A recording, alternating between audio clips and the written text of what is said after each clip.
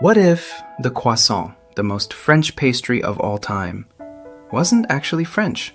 In this video, we're going to uncover the surprising origins of the croissant, from secret battles in Austria to royal courts in Paris. You'll find out how this buttery crescent became a global icon, and why almost everything you thought you knew about it is wrong. By the end, you'll not only know the real history, but also discover the twist that made croissant a weapon of culture, pride, and power. Could a pastry be invented because of war and explosions? Legend says the croissant was born in 1683 during the Ottoman Empire's siege of Vienna. As the Turks tried to tunnel under the city, Viennese bakers working through the night heard strange sounds underground. They raised the alarm, and the defenders stopped the attack. To celebrate the victory over the Ottomans, bakers created a crescent-shaped pastry, symbolizing the crescent moon on the Turkish flag. They ate the enemy's symbol as a form of triumph.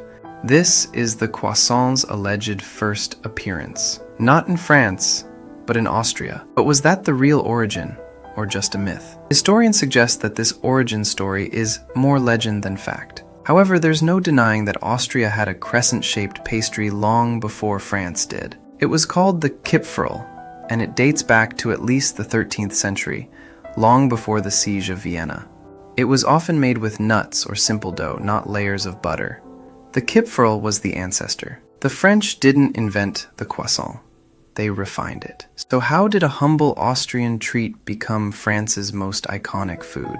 In the 1770s, Austrian Princess Marie Antoinette married France's future king, Louis XVI. She missed home, especially her pastries, so she brought her favorite Austrian delicacies with her, including the Kipferl.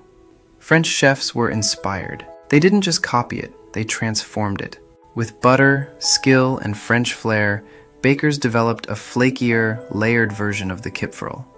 Thus, the croissant as we know it was born in a French palace based on an Austrian idea.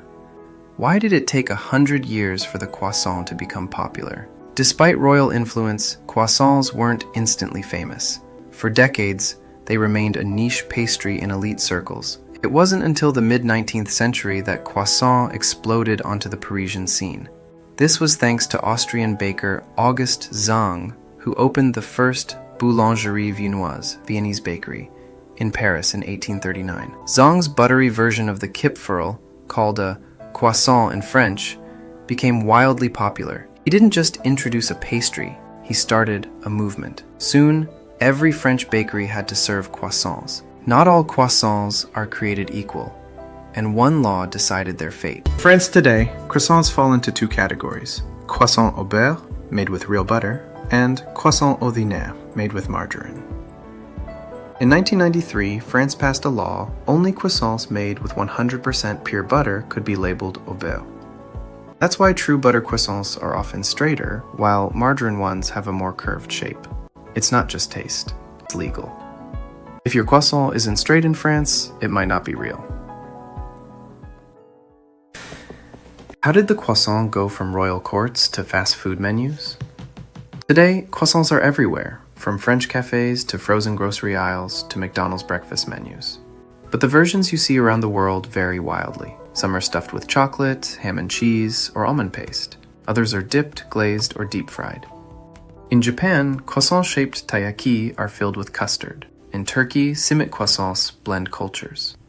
Even in the US, the cronut, a croissant donut hybrid, caused lines around the block in New York City.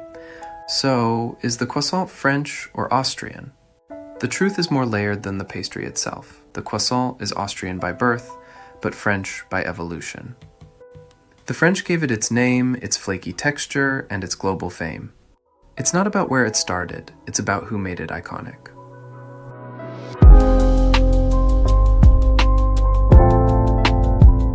The croissant's real story is one of reinvention. Born in battle, raised in royalty, perfected in Paris, it's a pastry with a passport. Next time you bite into a croissant, remember, you're not just eating breakfast, you're biting into centuries of secret history.